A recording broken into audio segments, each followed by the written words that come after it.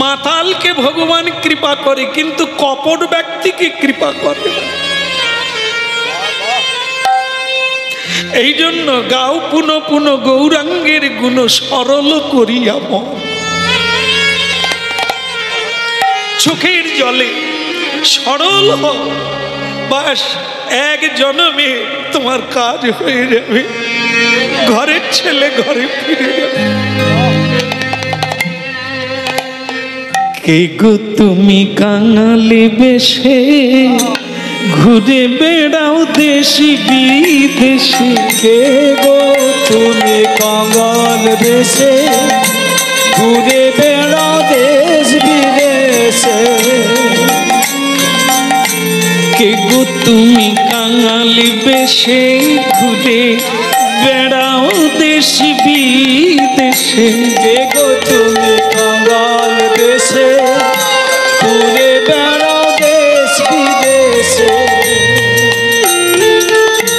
অতি বড় ব্যথার ব্যথি নয়ন জলে বক্ষ ভাষা। কে গো তুমি কাঙালি বেশে ঘুরে বেড়াও দেশি বিদেশে? কে গো তুমি কাঙাল বেশে ঘুরে বেড়াও দেশ বিদেশে?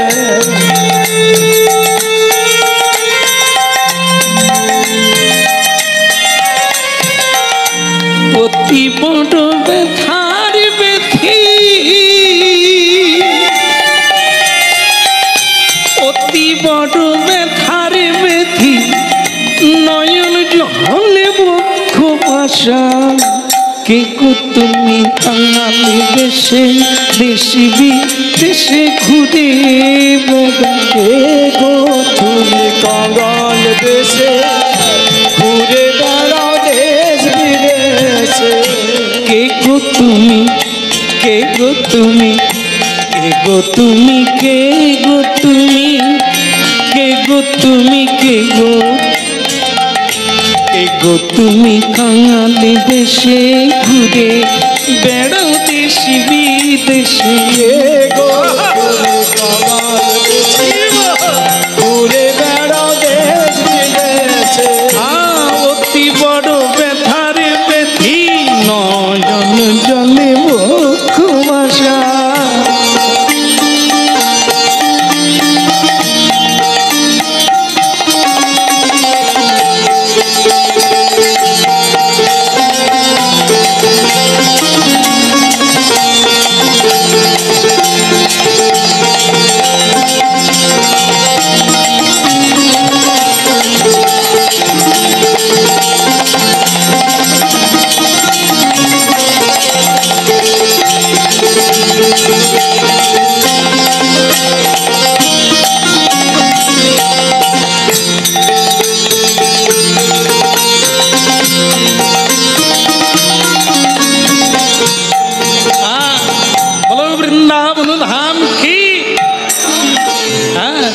আমি নিত্যানন্দ, আমি নিত্যানন্দ, আমি নিত্যানন্দ, আমি নিত্যানন্দ। এই সবার মনে আনন্দ, আমি নিত্যানন্দ, সবার মনে দেই আনন্দ, আমি নিত্যানন্দ, সবার মনে দেই আনন্দ, আমি নিত্যানন্দ, আমি সবার মনে দেই আনন্দ, আমি নিত্যানন্দ। এই যে তুমি নিত্যানন্দ কি নিরানন্দ আমার জানার দরকার নেই। এখানে কেন এখনো চিনতে পারলে না? আরে আমি দাদা বলাই, আমি দাদা বলাই, এসো আমার ভাই, আমি দাদা বলাই, এসো আমার ভাই, আমি দাদা বলাই। কে তুমি? আরে আমি দাদা বলাই, আমি কৃষ্ণের বড় ভাই। তুমি বলাই, তাহলে তোমার এই রূপ কেন? ও গিয়ে বদল হয়ে গেছে। আর আমার ভাই ও কৃষ্ণ সেও বদল হয়ে গেছে, আগে কালো ছিল এখন গোরা হয়ে গেছে। হ্যাঁ, তাহলে তোমরা ওই করছো আর আমি একা এখানে বসে বসে কাঁদছি। তা এখানে কেন এসেছো? তোমাকে নিতে কানাই পাঠিয়ে দিল। কানাই এখন নিমাই হয়ে গেছে, কালো এখন গোরা হয়ে গেছে। তা তোমাকে ডাকছে, আমাকে নিতে পাঠিয়েছে। তুমি না গেলে হরিনাম জমে উঠছে না। কি হচ্ছে? এখন আর বাঁশি বাজে না, এখন আর গরু চড়ানো হয় না, এখন গরুগুলোকে খোঁজা চলছে। গরু কারা? আমরা যারা। ভগবান হচ্ছে রাখাল রাজা, আমরা হচ্ছে তার প্রজা। বিভিন্ন গলিতে ঢুকে গিয়েছি আমরা। আমাদেরকে আর কৃষ্ণ খুঁজে পায় না, আমরাও কৃষ্ণকে খুঁজে পাই না, বাড়ি খুঁজে পাই না।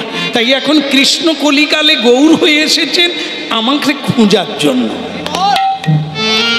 মানুষকে কামের গলি থেকে বের করানোর জন্য, কামনার গলি থেকে বের করানোর জন্য, লোভের গলি থেকে বের করানোর জন্য মহাপ্রভু তাই ঘরে ঘরে হরিনাম দিয়ে ও ডাকছেন, ওরে তোরা বেরিয়ে আয়, বাহু তুলে হরি বলে বেরিয়ে আয়, আমার সঙ্গে যাব। বল রে বল রে হরি বল রে, একবার বল রে বল রে হরি বল রে, একবার বল রে বল রে হরি বল রে, একবার বলো রে বলো রে হরি বলো রে, হরি বল রে, একবার হরি বল রে, হরি বলো রে, একবার হরি বলো রে, হরি বল রে, একবার হরি বল রে, হরি বলো রে, একবার হরি বলো রে, বল রে বল রে হরি বল রে, একবার বলো রে বলো রে, একবার বল রে বল রে হরি বল রে, একবার বলো রে বলো রে হরি বলো রে। তার মানে হ্যাঁ, আমাদের কৃষ্ণ পশ্চিমবঙ্গে নদিয়া জেলা নবদ্বীপে জন্ম নিয়েছে রে। এখন আর কালো নেই, সে অনেক কথা, এখন হরিনাম বিলায়, এখন আর রাধা নামে বাঁশি বাজায় না। তা আমাকে ডাকতে এসেছে, তুমি না হলে হরিনাম জমে উঠে না। কিন্তু আমাকে যে ডাকতে এসেছো সেদিন ডাকলে না কেন? সেদিন আমাকে ফেলে রেখে তোমরা চলে গেলে।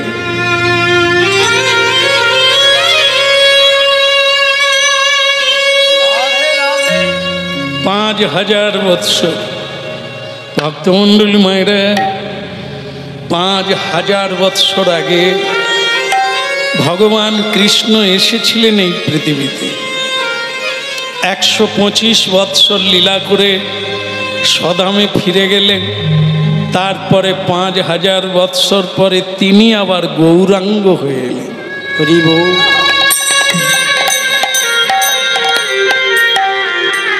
দুজন একসঙ্গে হয়ে এলেন। যে রাধা রানীর কৃপা নিয়ে, যে রাধা রানীর সেবা জানাতে গৌরাঙ্গ মহাপ্রভু এলেন। রাধা দাস্য, তিনি হলেন গৌরাঙ্গ মহাপ্রভু। ভক্তমণ্ডলী মায়েরা, এই জন্য নিতাই চাঁদ বললেন, শ্রীরাম সময় দেরি করো না, সময়ই তো আয়ু, সময়ই আমাদের জীবন। যে মানুষ সময়ের মূল্য জানে না সে কোনোদিন বড় হতে পারে না। হ্যাঁ, দুটো জিনিস মনে রাখতে হবে, সেটা হচ্ছে বাক্যের মূল্য আর সময়ের মূল্য। টাকা পয়সা সোনা দানার চাইতে এই দুটোর দাম বেশি, সময় আর একটা হচ্ছে বাক্য। দেরি করো না ভাই। বৃন্দাবনের লীলা এখন নবদ্বীপে চলছে, পশ্চিমবঙ্গে। বাংলার মাটিতে বাঙালির ঘরে বাঙালি হয়ে জন্ম নিয়েছে কৃষ্ণ। চলো ভাই, তুমি বিনে লীলা জমে উঠছে না, মানুষের অন্তরে গাঁথছে না, মানুষকে প্রেমে টেনে আনা যাচ্ছে না, বিষয় থেকে টেনে আনা যাচ্ছে না, মানুষের দুঃখ দুর্দশা দূর করা যাচ্ছে না। তোমাকে যেতে হবে ভাই। দেখো, 5000 বৎসর এই জায়গাটায় বসে কাঁদছি কৃষ্ণের জন্য। আজকে ভালো লাগছে যে আমাকে খুঁজছে। আমি যাব, কিন্তু আমার একটা শর্ত আছে। কি শর্ত? আমি জন্ম নিতে পারবো না। এই তোমরা যেমন জন্ম নিয়ে বদল হয়ে গেছো, আমি কিন্তু জন্ম নেব না। কেন নেবে না কেন? কারণ ওই দুটো জিনিস পৃথিবীতে খুব কষ্টদায়ক। একটা হচ্ছে জন্ম আর একটা মৃত্যু। এই জন্ম মায়ের গর্ভে উপর দিকে পা, নিচের দিকে মাথা, 32টা নারীতে জড়িয়ে থাকা, আর মা অখাদ্য কুখাদ্য খায়। সেগুলো যখন পচে তাতে যখন কৃমির জন্ম হয়, সেই কৃমি ছোট্ট ছোট্ট শিশুকে দংশন করে। দুর্গন্ধময় ওই রক্তপুঞ্জের ভেতরে উপর দিকে পা, নিচের দিকে মাথা করে 10 মাস থাকা, সে যে কি কষ্ট, সে যারা থাকে তারাই বোঝে।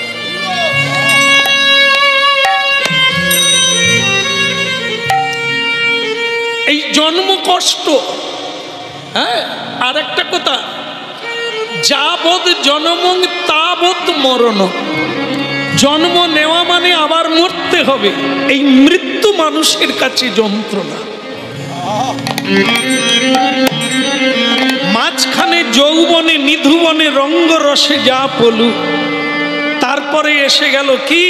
জরা, বার্ধক্যকাল। মানুষের এই বার্ধক্যকালকে বয়ে নিয়ে যাওয়া যে কত বড় বোঝা, কত বড় যন্ত্রণা, আজকের বার্ধক্য বয়সদের দেখলে চোখে জল আসে। বুদ্ধদেব, ভগবান বুদ্ধ এই বার্ধক্য বয়স দেখেই তার বৈরাগ্য জেগেছিল। এই কি মানুষ? এই কি মানুষের পরিণতি? এই মানুষের শান্তি?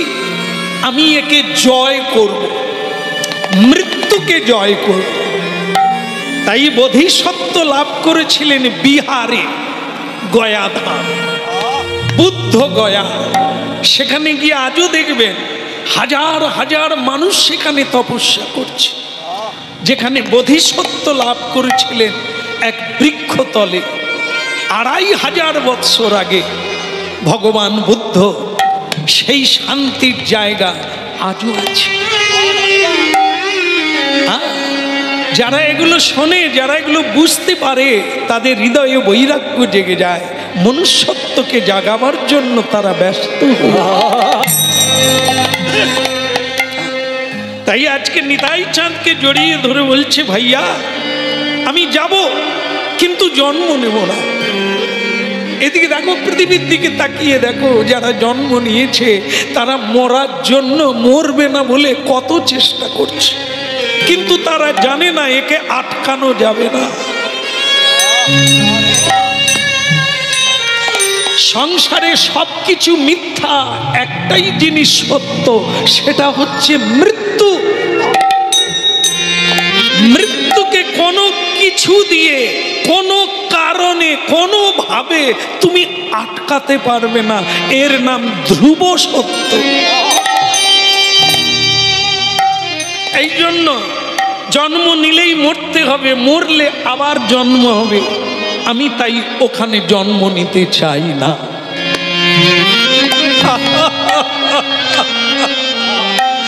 তুমি নেবে কি নেবে না ওটা মালিকের ব্যাপার, আমার ব্যাপার না। আমি তো চাকর, আমি নিতাই। আমি নিমাইয়ের দাস, আমি গৌরাঙ্গের দাস, আমি তারই নাম বিতরণ করি, তার আজ্ঞাতে করি। আমি জন্ম নেবেন কি নেবেন না আমি বলতে পারবো না। আমাকে আদেশ দিয়েছে শ্রীরামকে বৃন্দাবন থেকে নিয়ে এসো, আমি নিতে এসেছি। এখন তুমি আমার সঙ্গে চলো, আমি দাদা বলাই। হ্যাঁ দাঁড়ান, একটা কথা আছে, কি করে বিশ্বাস করব আপনি দাদা বলাই? এই রে, কি করে বোঝাবো আমি দাদা বলাই? বলতে আধার কার্ড থাকলে দেখাতাম, কিন্তু 500 বছর আগে আধার কার্ড ছিল না। নানা দেশ থেকে মানুষ এসে বাইচা ছিল, এখন যদি বলে আধার দেখাও, কোথায় পাইবা? নিতাই চাঁদ বলে আমি বলাই, এবে নিতাই, এখন নিতাই, এই তো, আর কি বলবো না? আমরা যখন দাদা বলাই আর আমি সমান সমান ছিলাম, আমরা ছুটতে পারতাম যা কেউ পারত না। দাদা বলাই পারে আর আমি পারি। আজকে আমার সঙ্গে তোমাকে ছুটতে হবে। ওরে সর্বনাশ রে ভাই, আমাকে ছেড়ে দে ভাই, আমি নবদ্বীপে যাই। কেন? বলে তুমি হলে দাপর যুগের সাত হাত মানুষ, আর আমি হলাম কলি যুগের 3.5 হাত। তা তোমার পা আর আমার পা হবে, তুমি হাঁটবে, আমি ছুটে মরে যাব। বলে তাহলেও আমি বুঝে নেব তুমি কতটা টিকতে পারো, দমে হালকা না দমে ভারী। ওটা চলো, ওটা দেখি। এইটুকু এসে বসে পড়ছে, শুবে। চলো আমার সঙ্গে ছুটো। এই গোবর্ধন 3 পাক দেব, 22 কিলোমিটার। কত? 3 বার ছুটবো। তুমি যদি আমার সঙ্গে পেরে ওঠো তাহলে আমি জানবো তুমি আমার দাদা বল। আর যদি কোথাও পড়ে গেছো তো মরে গেছো, ওইখানেই আমি পাথর চাপা দিয়ে দেবো। চালু করো, বলো ভগবান কানাইয়া লাল কি। হরে কৃষ্ণ হরে কৃষ্ণ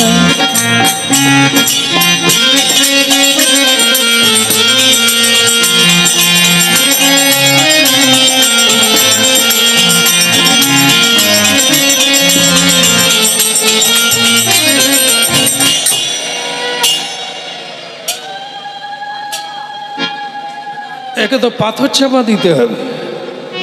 কি হলো রে? ভাই 22 কিলোমিটার রাস্তা। আজও আপনারা অবাক হবেন, বৃন্দাবনে গিয়ে খোঁজ নেবেন, একজন এই 22 কিলোমিটার পরিক্রমা 3 বার করে দেয়। সাধুদের নিয়ম কি কঠোর দেখুন। এই 22 কিলোমিটার রাস্তা দিন রাত্রি করে 3 বার পরিক্রমা দিচ্ছে। আর কোন কোন সাধু প্রতিদিন 1 বার। অনেক মায়েরাও যারা ওখানে বাস করছেন বা যতদিন থাকছেন 1 বার হলেও পরিক্রমা গিরি গোবর্ধন, যা চাইবেন তাই পেয়ে যাবেন যদি একবার দিতে পারে। কোথাও বসে গেলে হবে না। এই যে যেমন ফুকন্তি বসে গেছে। কলিকালের মানুষ অন্নগত প্রাণ, কতক্ষণ থাকবে? পান্তা ভাত খেলো, 1 ছুট দিয়ে ঘাম ভেসে।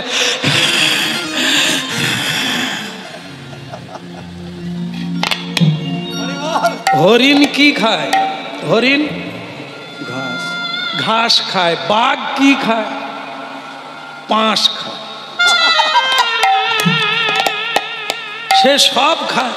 কি ধরে খায়? দেখবেন আপনারা যখন ওই যে সব দেখেন, আমাদের আর বলার লাগে না, তো বাঘ হরিণের পিছনে ছুটে অনেক সময় ধরে ফেলে, অনেক সময় ধরতে পারেনি। ছুটাছুটির পরে দেখবেন তাদের অবস্থা কি, জিভ একবারে মুখ থেকে বেরিয়ে গেছে। আর হরিণ অত ছুটে গিয়েও সে ফ্যাঁ ফ্যাঁ করেনি, সে ঘাস খাচ্ছে। লক্ষ্য করবে। হ্যাঁ, আর বাঘ এত ভালো জিনিস খায় যেটা আমরা মনে করি ভালো মন্দ খেলে বাঁচবে, কি তা সেটা খেয়ে তারা এরকম জিভ বের করে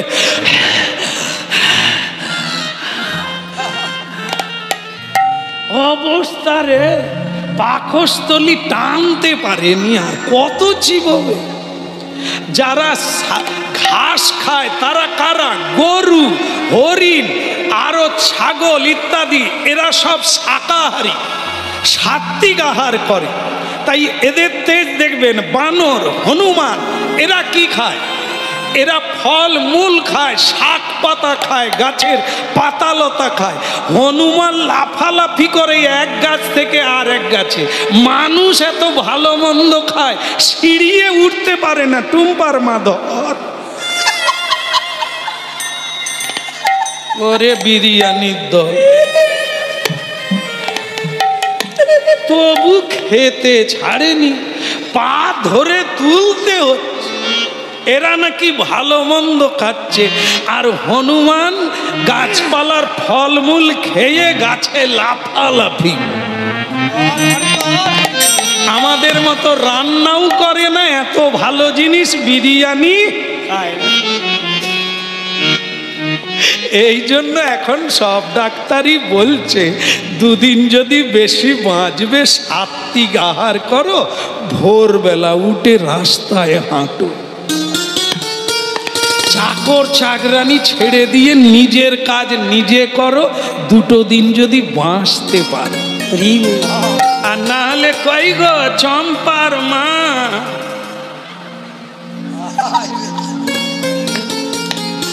কেন দেখাচ্ছি জানেন? যেসব জায়গায় যাই এক একজন মা বেরিয়ে আসছে, বলছে প্রভু এই চেন ভাগ্য ভালো, কিন্তু আমি প্রণাম করতে পারবো না। কেন? বলে নইলে পড়ে যাব, উঠতে পারবো না। আমি বলি মা তোমাকে প্রণাম করতে হবে না, আমি তোমায় প্রণাম করছি। তুমি খাওয়া দাওয়া ছেড়ো নি মা, কদিন আর বাঁচবে, খাও। খেয়েই মরলো রে, কি খাবার খাচ্ছে যার জন্য শরীর টানতে পারছে না। আরে খা, একটু কর্ম কর না, হ্যাঁ নিজের কাজটা নিজে কর না, এত ডাক্তারকে পয়সা দিতে হবে। হ্যাঁ, এই জন্য দেখুন আজকে শ্রীরাম বলছে যদি হাঁপানিত হয়েছে তাহলে জেনে নেব তুমি আমার দাদা না। ঠিক আছে, বসে পড়েছে। নিতাই চাঁদ বলে দেখ ভাই, আমাকে আর বলিস না, তোমার সঙ্গে আমি পেরে উঠবো না। তুমি 7 হাত, আমি 3.5 হাত। তাহলে যাক, আমি পাথর চাপা দেবো না। তাহলে কেন? এই যে এক পাক ঘুরেছ, এতেই ধরে নিয়েছি তুমি আমার দাদা। ঠিক আছে, ঠিক আছে, আমি তোমার সঙ্গে যাও, তবে ওই কন্ডিশন থাকলো আমি জন্ম নেব না। হ্যাঁ, আপনারা গীতা পড়বেন, হরিনাম যদি ঠিক ঠিক শুনেন আর আপনাদেরও জন্ম হবে না। হ্যাঁ, কোথায় বলছেন? গীতায় বলেছেন জন্মা कर्म च मे दिव्यम, जो व्यक्ति तत्त्वत तक्ता देहं पुनर्जन्म नैति मामेति सौर्जिनम। এই ভগবান শ্রীকৃষ্ণের জন্মের কথা রহস্য, এটাকে রহস্য বলা হয়। জন্ম রহস্য, কর্ম রহস্য। যে প্রকৃতভাবে জানতে পারবে তক্তা দেহং পুনর্জন্ম, তার আর পুনর্বার জন্ম নিতে হবে না, নিত্য দেহপ্রাপ্ত হয়ে গোবিন্দের লোকে গিয়ে অবস্থান করবে।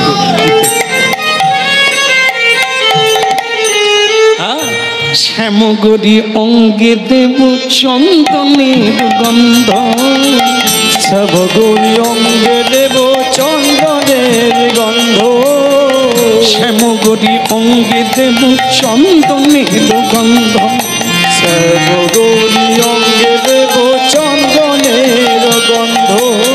আজ্ঞাতে করিব সেবা চরণারবিন্দ, আজ্ঞাতে করিব সেবা চরণারবিন্দ, আজ্ঞাতে করিব সেবা চরণারবিন্দ, আজ্ঞাতে করিব সেবা চরণারবিন্দ। রাধা কৃষ্ণ প্রাণম যুগল কিশোর। রাধা কৃষ্ণ প্রাণময় যুগল কিশোর।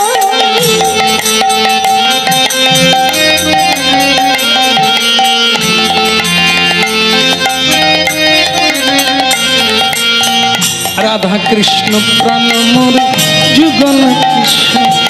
রাধা কৃষ্ণ প্রাণ মোর যুগল কিশোর। আর জীবনে জীবনে জীবনে জীবনে মরণে আর গতি নাহি মোর। ওই জীবনে মরণে আর গতি নাহি মোর। জীবনে মরণে আর গতি নাহি মোর। জীবনে মরণে আর গতি নাহি মোর।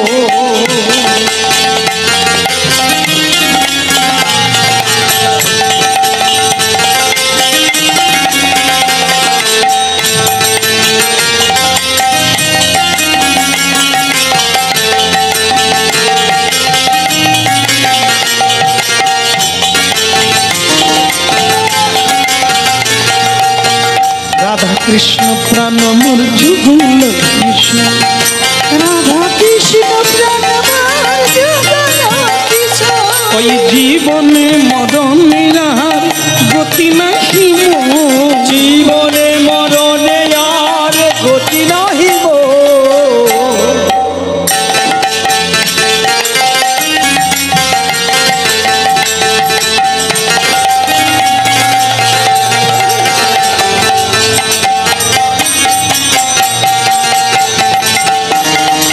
হরি বল।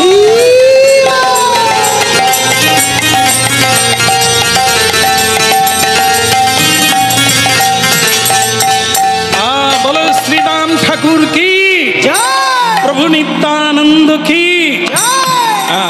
একটা কথা বলতে হবে, সেটা হচ্ছে কমিটির পক্ষ থেকে এই হরিবাসর সব কিছু তো বাহ্যিক আর্থিক, তো সুতরাং ভিক্ষা করেই হরিবাসর হচ্ছে। এখনও তারা ভিক্ষা করতে চান, সুতরাং আপনাদের কাছে যাচ্ছেন, আপনাদের সাধ্য অনুসারে ভগবত সেবায় লেগে যাবেন। যার যেরকম সাধ্য দিয়ে ভগবানের সেবায় লেগে যাবেন। নিতাই গৌর হরি বল। তা আমরা বন্ধ রাখবো না গাইব? আমরা চালাতে থাকি নাকি? ওনারাও চালাক, আমরাও চালাই। এই বলো রাধা রানী কি। আর কালে হলো কি, ওই হয়ে গেল শ্রীরামকে নিয়ে বৃন্দাবন থেকে নবদ্বীপে পৌঁছে গেল। হরি বল। শ্রীরাম গৌরাঙ্গ মহাপ্রভুর দিকে তাকিয়ে থাকল।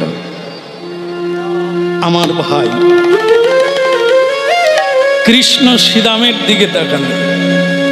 দুজনের নয়নে অশ্রু এসে গেল। মনে পড়ে গেল বৃন্দাবনের ব্রজভূমির ভালোবাসা, ব্রজ প্রেমের কথা মনে হয়ে গেল। যাকে আমি কাঁধে করে বেড়াতাম, এই কি সেই ভাই? কানাই কি ভাবে গৌরী হলি, তাই বলো আমাদের। কানাই কি ভাবে গৌর হলি, তাই আমারে কানাই কি ভাবে গৌর হলি, তাই বলো কানাই ভাবে গৌর হলি, তাই আমারে বলো। তুই যে গৌর হয়ে চলে এলি, আমার কথা মনে হলো না? এই কি তোর ভালোবাসা কাদাই? এই তুই আমার ভালোবাসিস? বৃন্দাবনে কত খেলা খেললাম, সেসব ভুলে গেলি। আজ আমাকে ছেড়ে দিয়ে তুই এখানে কীর্তন রসে মেতে গেলি, সকল ভক্তকে নিয়ে এলি, আমাকে বাদ দিয়ে দিলি। কানাই কি ভাবে গৌর হলি, তাই বলো ভাবে গৌর হলি তাই আমারে বলো।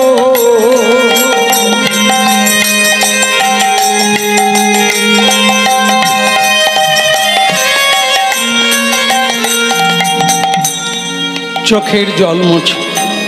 শ্রীরাম, ভালোবাসা কোনোদিন হারিয়ে যায় না, কাছে থাকলেই ভালোবাসা হয় তা না। তোমাকে ভুলতে পারিনি শ্রীরাম, তাই কলিযুগে তোমাকে বড় প্রয়োজন বলেই তো আমি নিতাইকে পাঠালাম।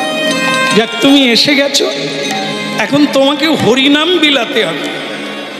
মানুষের দ্বারে দ্বারে গিয়ে, মানুষের হাতে ধরে, মানুষের পায়ে ধরে, হ্যাঁ, না দিলে এই সংক্রামক ব্যাধি সকলের গায়ে ছড়িয়ে যাবে। হরিনাম দিয়ে জীবের ভবরোগ দূরীভূত করতে হবে, বিষয় রোগ দূর করতে হবে। এ বড় সংক্রামক ব্যাধি, তাই তোমাকে প্রয়োজন কলিকালে। মানুষ বোঝে না, তারা হরিনামে আসতে চায় না, তাদের বাড়িতে গিয়ে হরিনাম দাও। নিতাই গৌর হরি হরি।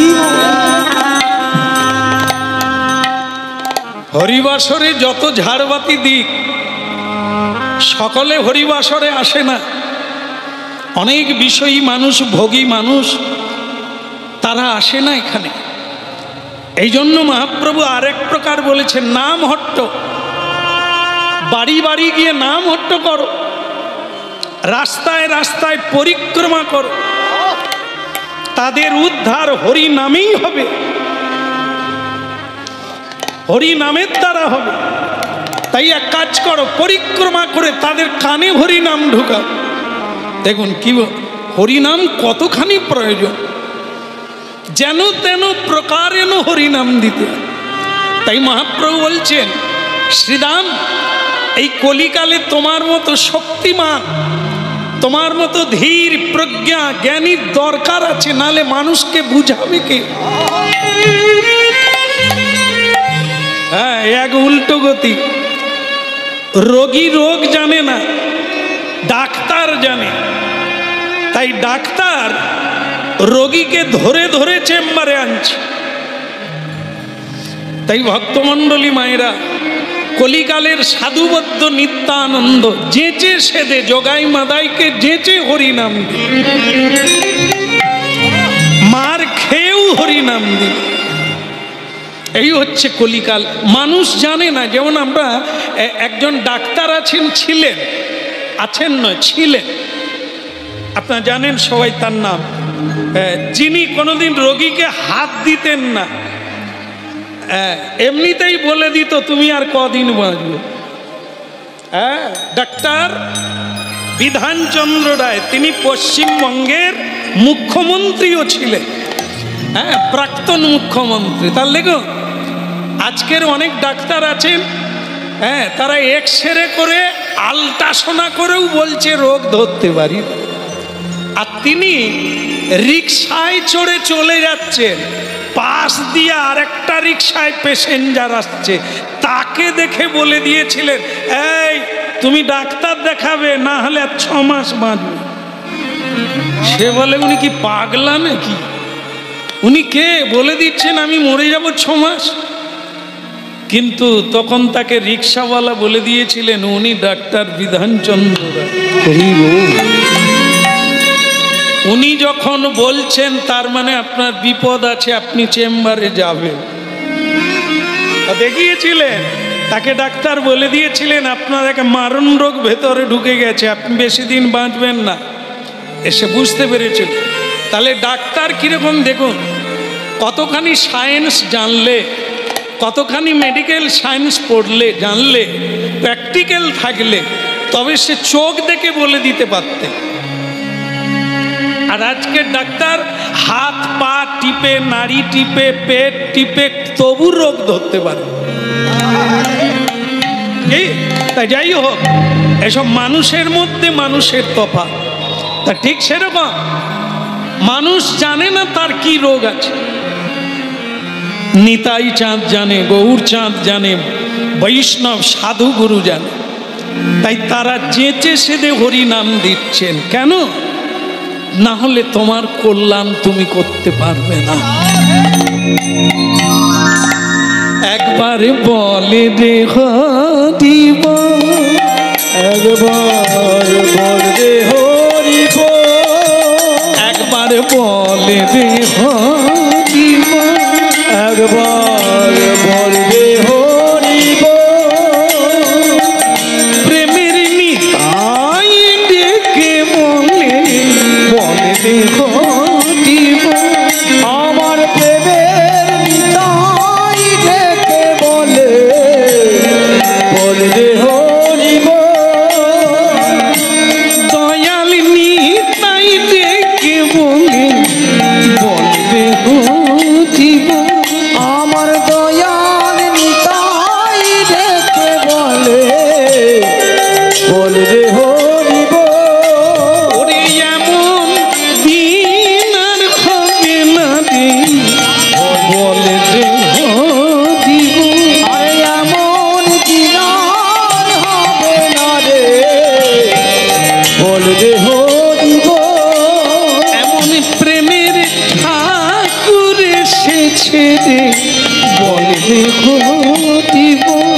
এমন প্রেমের ঠাকুর এসেছে রে বলবে হরি বল, সঙ্গে কিছুই যাবে না রে বলে রে হরি বল। ওই না সঙ্গে কিছু যাবে না রে বলবে হরি বল, হরি নামে যাবে আর তুমি যাবে বলে হরি বল। ওই না নামে যাবে আর তুমি যাবে বলবে হরি বল, দুটি বাহু তুলে সবে মিলে বলে হরি বল। গৌর হরি হরি হরি বলে বলে হরি বল। গৌর হরি হরি বলে বলে হরি বল। বলে নদিয়া ধাম কি আপনাদেরই পাশের জেলা, এই জেলার পাশের জেলায় নদিয়া। কি আনন্দ তরঙ্গ!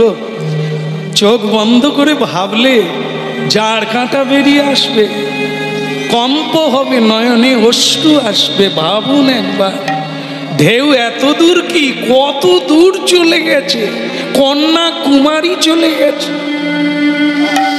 ভারতের শেষ প্রান্তে হিমালয় থেকে কন্যাকুমারী, হ্যাঁ চলে গেছে ঢেউ।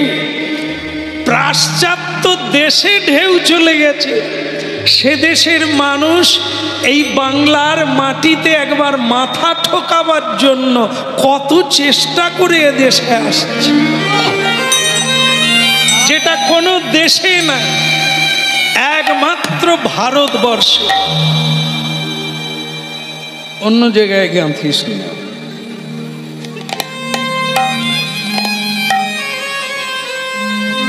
যাক, এরা তবু বুঝলো কটা টাকা দিল। না, এরা রোজগার করতে পারে না, এদের পিছনে লোক আছে। যাক, পুরস্কারের ঘটনা, পরম পুরস্কার হচ্ছে যে আপনারা শুনছেন।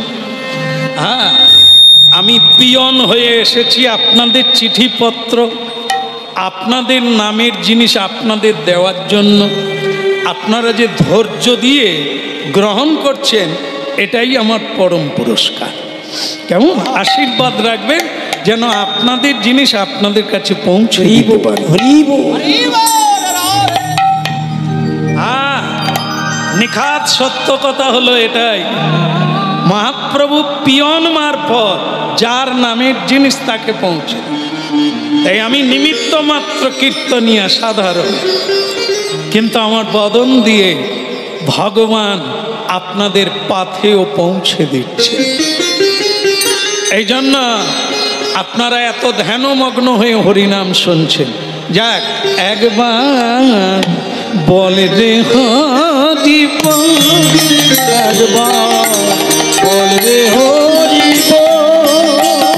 এ যে গোলকের রতন অমূল্য ধন, বলে রে হরি বল।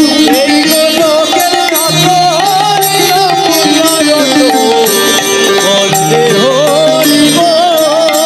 এ যে রাধা প্রেম লুণ্ঠন করি, বলবে হরি বল। এই রাধা প্রেম অমূল্য রতন, বলবে হরি বল। হ্যাঁ, একবার সবাই মিলে বলো শ্রীদাম ঠাকুর কি। এখন মজা হচ্ছে কি জানেন তো, এই যে শ্রীদাম এসেছেন না হরিনামের দলে ঢুকেছে, এ এত লম্বা, এ কারো গায়ে পা দিয়ে দিলে অবস্থা খারাপ। যখন নাচা শুরু হয় তখন ঠেলাঠেলি শুরু হয়ে যায়। এ অনেকের গায়ে পা তুলে দিয়েছে, যাইরে মারে করেছে। তাই একে কি করা যাবে? মহাপ্রভু বলছে এক কাজ করতে হবে, ওকে আমাদের সাইজে নিয়ে চলে আসতে হবে। বলে কি করে অত লম্বাকে ছোট করব? সে তো আবার জন্ম নেবে না।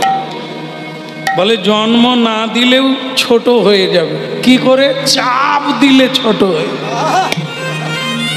বলে কি চাপ দেব? বলে একদিন খেলার বৃন্দাবনের খেলা চালু করব, আমি আর নিত্যানন্দর কাঁধে চাপ দেব, ও আমাদের সাইজে চলে আসবে। हाँ भैया वृंदावन खेला खेला जा। बोले हाँ जी आइए, हाँ मेरे भैया, हाँ आजा, आज वृंदावन से खेला खेलने का मजा लेना पड़ेगा। आजा चला देख, বৃন্দাবনে আমরা খেলতাম কি কাঁধে করে বইতাম। আজ কলিকালে তোরা তো সব এইটুকু এইটুকু হয়ে গেছিস, আমি তোদেরকে দুজনকে কাঁধে করে নিয়ে চলে যাব। গৌরাঙ্গ মহাপ্রভু বলে ভাইয়া নিতাই এই সময় চাপ দাও, দেখবে ও ছোট হয়ে যাবে। বলে তাহলে কি করা যাবে? বলে চলো দু ভাই মিলে ওর কাঁধে ঝুলে পড়ে। হ্যাঁ, আর শ্রীদাম ঠাকুর বলে তোদের দুই ভাইকে আমি একবারে দৌড়াতে দৌড়াতে নিয়ে যাবো। আর চলা, আর চলা দেখে ঝোল কে কত ঝুলতে পারে। ঝোল আর এই ঝুল না দেখি, ঠিক আছে দেখে চাপতে চলা। হরিবো হরিবো হরিবো।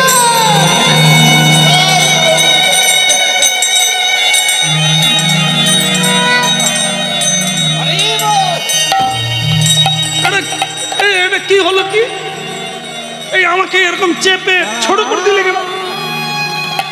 নিতাই গৌর করবে, এই লীলা হয়েছে।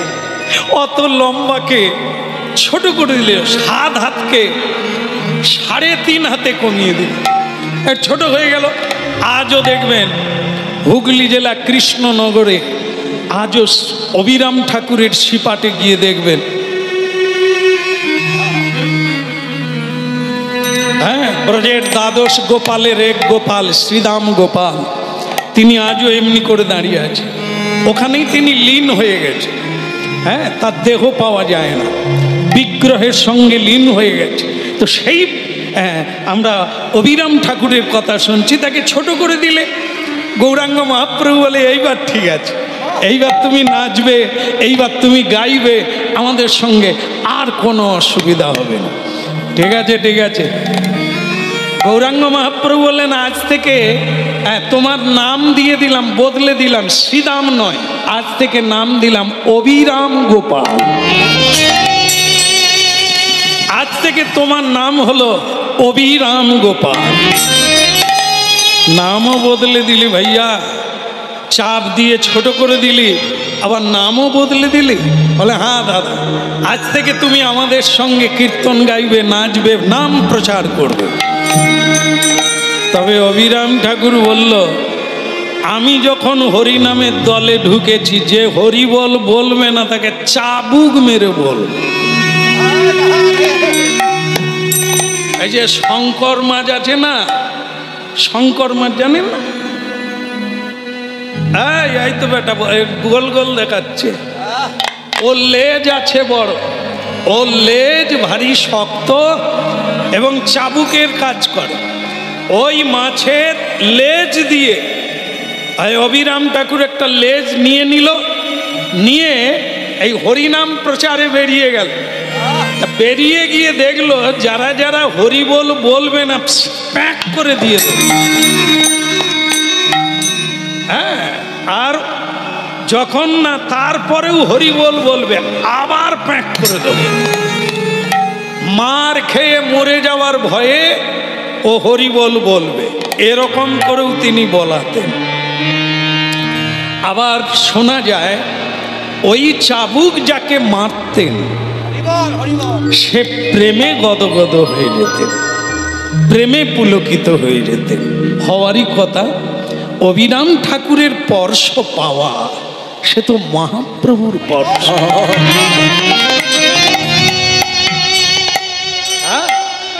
এই জন্য সদ্গুরুর স্পর্শ নিতে হয়, সাধু সঙ্গের চরণ ধুলি নিতে হয়। মহতের পদরজ অভিষেক বিনে তাহারে না পাই রাজা বিবিধ বিধান।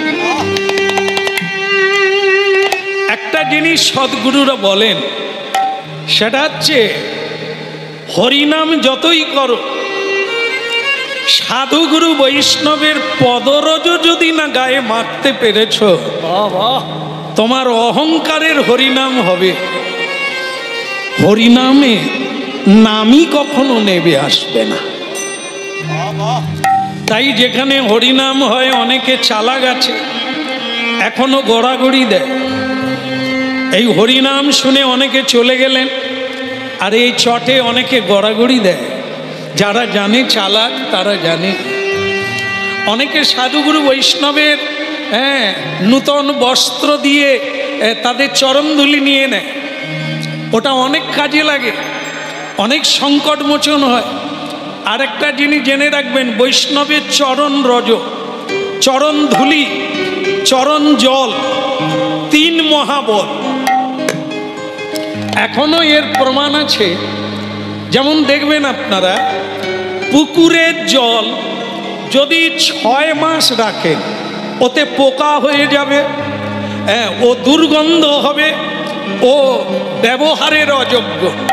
কিন্তু আজও প্রমাণ আছে, গঙ্গায় পচা মোড়া পড়ে, জীবজন্তু পড়ে থাকে, কত লোকে মলমূত্র ত্যাগ করে গঙ্গায়, কিন্তু গঙ্গা থেকে জল আনবে, 5 বছর রেখে দেবে, আজও প্রমাণিত, তাতে পোকা হবে না, তাতে দুর্গন্ধ হবে না, জল নষ্ট হবে না, আজও প্রমাণিত। কারণ হচ্ছে গঙ্গা, হ্যাঁ, নিত্য প্রবাহিনী গঙ্গা।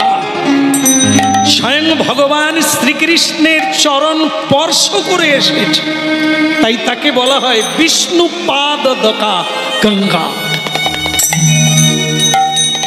ঠিক তেমনি যদিও কলিকাল, যদিও আপনারা অনেক কিছু দেখতে পাচ্ছেন, তবুও সত্য সত্য আজও আছে।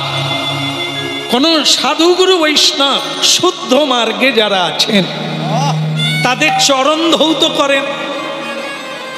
আপনার বাড়ির পুকুরের জল তুলে, টিউবওয়েলের জল, হ্যাঁ, এই জল নিয়ে চরণ ধৌত করেন।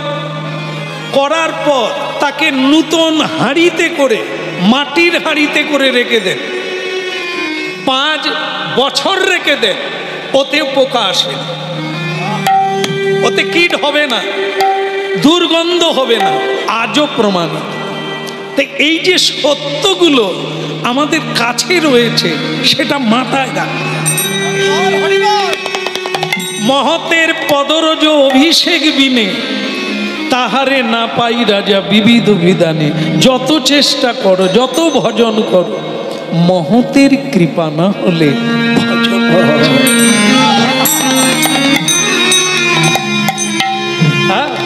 তাই কি করল, গাঁথি জামালতির মালা দেব দোহা গলে, গাথি আমার লতির মালা দেব দোহার গলে গাথিয়া মালতীর মালা মালা দেব দোহার গলে ওই নগাথি আমার লতির মালা দেব দোহার গলে বলে অধরে তুলিয়া দেব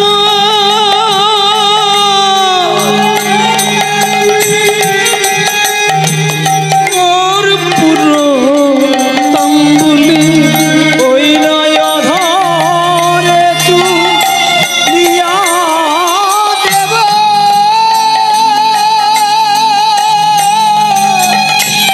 তোর পুরো তামুলে অধরে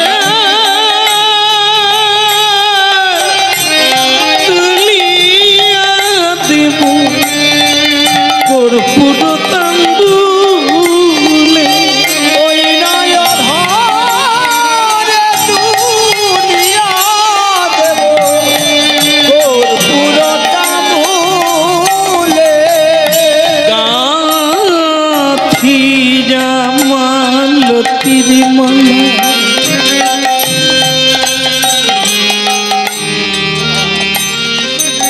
আজও অনেক মানুষ এটা করছে। এই হাত দিয়ে নারী হোক আর পুরুষ হোক সারা জীবনে কম তো করলেন না, কিন্তু কি পাবেন যাওয়ার বেলা? যা করলেন তার কানা করিও সঙ্গে যাবে না। কিন্তু যত কাজ করেন করেন, আপত্তি নাই, কিন্তু এ কাজটাও করেন মাঝখানে মালা গাঁথুন। নিজের হাতে শ্বেত পুষ্প সাদা ফুল তুলে ভগবান বিষ্ণুর জন্য গোপালের জন্য মালা গাঁথুন, এটা সঙ্গে যাবে। মালা দিলে জ্বালা যাবে। নিজের হাতে মালা গেঁথে গোবিন্দের গলায় পরিয়ে দেন, রাধারানীর গলায় পরিয়ে দেন, তবে পরের জন্মে আবার এই সুদেহ মানব জন্ম আবার প্রাপ্ত হবে। জীবন হইব আধারে তুলিয়া দেব কর্পূরতাম। একটা কথা বলে যাই, আর হয়তো জীবনে হবে কিনা ঈশ্বর জানেন। সেটা হলো এই, বিশেষ করে আমার মায়েরা যারা আছেন, মাগো সারা জীবনটা রান্না করলে, হ্যাঁ অনেকে রিটায়ার হয়ে গেছেন তাহলেও করলেন, এখনো মায়েরা রান্না করছেন। আমার শুধু প্রশ্ন, সারা জীবন দুই বেলা এত রান্না করলেন, একবার ভেবে দেখেছেন আপনাদের রান্নাতে তুলসী দেওয়া যায় না? আপনারা রান্না করলেন অথচ ভগবান সেবা পেল না, কোনো সাধু আপনাদের হাতে খেলেন না, তাহলে কি করলেন সারা জীবন? অসুরেরা খেলো, বোতল কোম্পানির লোক খেয়ে গেল, হ্যাঁ দানবেরা খেলো, কিন্তু সাধু খেলো না, সচ্চিদানন্দ ভগবানও খেলো না। আপনাদের মুক্তি কি কারণে হবে, কি দিয়ে হবে, কোন রাস্তায় হবে? আপনাদের কাজ তো ওইটা, সেবা কাজ করে যাচ্ছে, কিন্তু কার সেবা করছে? যারা সুরাপান করে, যারা চরিত্রহীন, যারা লম্পট, যারা বিদ্যার দ্বারা অপরকে ঠকায়, চুরি করে, আপনারা তাদের সেবা করছেন, পুণ্য হবে না পাপ হবে? কি জবাব দেবেন কাঠগড়ায় দাঁড়িয়ে? সবাইকে তো দাঁড়াতেই হবে। দেখবেন জজ কোর্টে গিয়ে দেখবেন, জজের পিছনে দেখবেন দেওয়ালে একটা পুতুল আছে, পুতুলের হাতে দাঁড়ি পাল্লা, তার চোখে কালো কাপড় দিয়ে বাঁধা। ওটাকে কেন ওখানে লাল কাপড়ে বাঁধা? যে কেউ যে কোনো ধর্মের মানুষ যাও ওটায় হাত দিয়ে বলতে হবে, যাহা বলিব মিথ্যা বলিব। ও ভুল হয়ে গেছে, যাহা বলিব সত্য বলিব, সত্য বই। আমি অনেককে জিজ্ঞাসা করেছি, হ্যাঁ রে তুই কবার গেলি ওখানে? বলে আমি 22 বার গেলাম। তাই বলতো লাল কাপড়ের ভিতরে কি আছে? বলে জানিনি বাবু কি আছে, আমার অত জানার দরকার। আমি পয়সা পাবো, সাক্ষী দেব, ও কি আছে? আরে সর্বনাশ, ওটায় হাত দিবি, কিসে হাত দিবি তুই জানবি না? বল তুই বলতো ওর ভিতরে কি আছে? ওরে ওর ভিতরে শ্রীমদ ভগবদ গীতা। তা কেন ওটা এই মানে জজ কোর্টে ওটা কেন রেখেছে? ওরে ওই তো ভগবান, ওই তো দাঁড়ি পাল্লা। তুই কি বলবি বল না, হাত দিয়ে বল। তুই যাহা বলবি সত্য বলবি না মিথ্যা বলবি, হাত দিয়ে বল। ওই মাথা গড়ায়, ওই যে চোখে বাঁধা দাঁড়ি পাল্লা, যেটা বলবি 2 পাল্লায় গিয়ে পড়।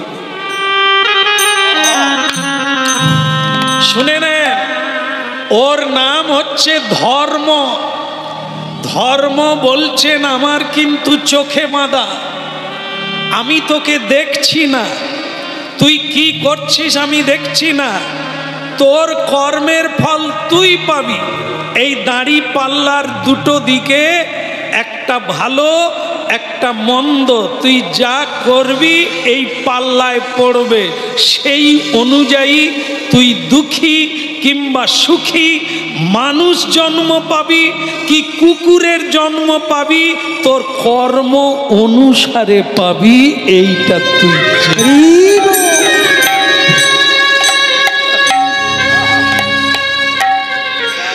এত কিছু আছে ভেবে কেউ দেখেছে? হ্যাঁ, তাই ভক্তমণ্ডলী মায়েরা গীতা পড়ুন আর বুঝে নেন, কান্না বন্ধ হয়ে যাবে, চোখের জল আর কোনোদিন পড়বে না। গীতা পড়ে নেন, হাসবেন। কেউ মরে গেলেও হাসবেন, আর নিজের মৃত্যুর জন্যও আপনি কাঁদবেন না। হ্যাঁ, দেহস্মিন যথা দেহে কৌমারং যৌবনং জরা তথা দেহান্তর প্রাপ্তি ধীরস্তত্র নমুজ্জতি। আজকে আপনারা জানেন আর জানবেন, গীতা পড়লে সংসারে সুখী হবেন, আর আপনাকে কেউ দুঃখ দিতে পারবে না, কারণ ওখানে সত্যটা জানানো আছে। এই জন্য গীতায় হাত দিতে হবে আর বলতে হবে, যাহা বলিব সত্য বলিব, বেঁচে যাবি। যদি মিথ্যা বলবি তো দাঁড়ি পাল্লায় ঝুলবি। হ্যাঁ, বলো রাধা মাধব কি, গিরধারী লাল কি, ওদিকের হলো কি।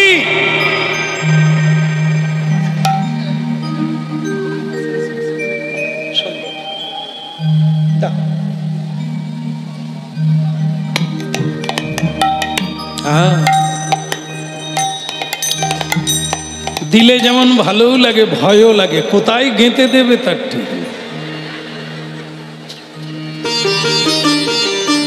ভালো লাগলো, আচ্ছা ভালো থাকো। নিতাই গৌর প্রমাণ।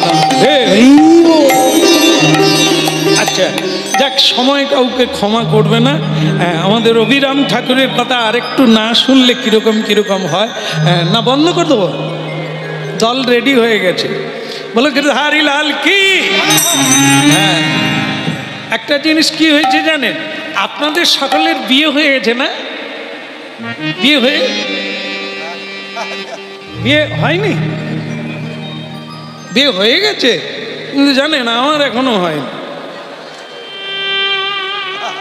বলুন, সকলের বউ আছে, আনন্দ করছে, সংসার করছে, আমার হয় না। আমার কি ভালো লাগে। কে বলছে? অভিরাম ঠাকুর। হ্যাঁ ঠিক আছে, আপনিও আমার দলের লোক। বলো রাধা মাধব কি। একদম ভালো লাগলো। হ্যাঁ, তাহলে যদি কোনো মেয়ে পাওয়া যায় তাহলে খবর দেবেন, আমি বিয়ে করব। তা আপনারা ভাবছেন কীর্তনিয়া বিয়ে করবে, খবরদার মাগো না। যাই হোক, আপনারা যেটা শুনছিলেন সেটা কি, চেষ্টা করবেন জীবনের শেষ দিন পর্যন্ত যাতে আপনারা রান্না করে তাই তুলসী দিতে পারেন। কিভাবে রান্না করলে তাই তুলসী দেওয়া যায়, কিভাবে রান্না করলে মন্দিরে ঢুকবে, কিভাবে রান্না করলে বৃন্দাবন নবদ্বীপ থেকে বা যারা গৃহস্থ সাধু আছে তারা আপনার হাতে সেবা নিতে পারে। না দিয়ে বৈষ্ণব সেবা নিস্তার পেয়েছে কেবা। এ সংসার কারাগার থেকে কেউ মুক্তি পাবেন না যতদিন না বৈষ্ণব সেবা হোক। শেষকালে পুরুষদের কথা বলি, পুরুষ সারা জীবন গর্ধব্যের মতো, গর্ধব্য মানে গাধা, গর্ধব্যের মতো আমি করি পরিশ্রম, কিন্তু কার লাগি এত করি না ঘুচিল ভ্রম। পুরুষরা হচ্ছে গাধার মতো, শুধু সারা জীবন বয়ে বেড়ায়, খেটে বেড়ায়, খেতে পায় না, আনন্দ পায় না, শুধু বয়েই গেল গাধার মতো। এই জন্য বলছে গর্ধব্যের মতো আমি করি পরিশ্রম, কার লাগি এত করি না ঘুচিল ভ্রম। ভ্রম মানে ভুল ভাঙল না জীবনের শেষ দিন পর্যন্ত। সুখ পাবে পাবে করে, আনন্দ পাবে পাবে করে মরে গেল, এক বিন্দু আনন্দ পেল না। কেমন? তাই পুরুষ আমাদের জন্য কথা হচ্ছে, ওরে খাট সকলের জন্যই কর, কিন্তু গোবিন্দের জন্য কিছু কর। পরিশ্রম অর্থ পরমার্থে লেগে যাবে। এই যে আপনারা একটু আগে দান দিলেন, সামর্থ্য অনুযায়ী দিয়েছেন, দেবেন, ওটা কোথায় যাবে? সংসার প্রতিপালন হবে না, ওটা গোবিন্দ সেবায় লাগবে, আপনাদেরই সেবায় ফিরে আসবে। এই হরিবাসর বসবে, আপনারা যেটা দিলেন সেটা কি হলো? অর্থটা পরমার্থে লেগে গেল, ওইটুকুই আপনার নামে জমা থাকবে। যেখানেই জন্ম নেন ওটা আপনি পাবেন। এই জন্য জীবনে চেষ্টা করতে হবে তোমার যেন কিছুটা গোবিন্দ সেবায় লাগে, না হলে থালা মালে সব যাবে। অসুর, মাতাল, লম্পট, জোচ্চর, এই বোতল কোম্পানি, এদের খাইয়ে আপনার কি হবে? সজ্জন সঙ্গতি রেখা, তাদের সেবা দাও। যারা ভালো মানুষ, যারা পৃথিবীর কল্যাণ করছে, তাদের সেবায় লাগাও, পৃথিবীর সেবায় লাগাও, যাতে তোমার ধন তোমার জন্য